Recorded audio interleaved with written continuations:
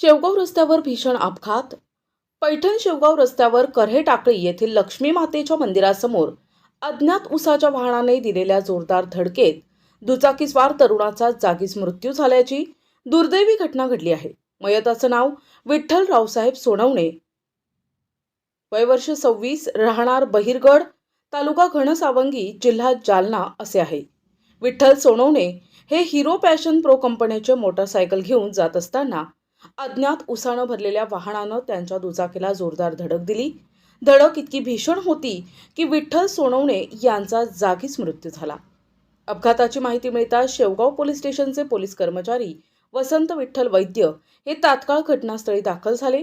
त्यांनी पंचनामा करून पुढील तपास सुरू केला असून अज्ञात वाहनाचा शोध घेतला जात आहे. या घटनेमुळे परिसरात हळहळ व्यक्त करण्यात येत असून अपघातग्रस्त कुटुंबावर दुःखाचा डोंगर कोसळलाय.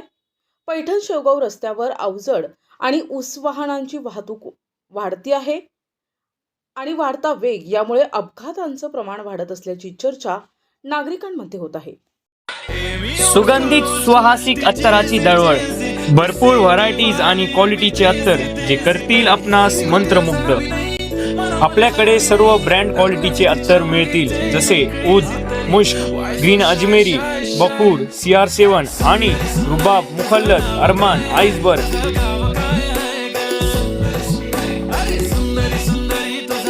एकदा अवश्य भेट द्या. अल हया अत्तर अँड परफ्यूम शॉप, मोची गल्ली, शेवगाव.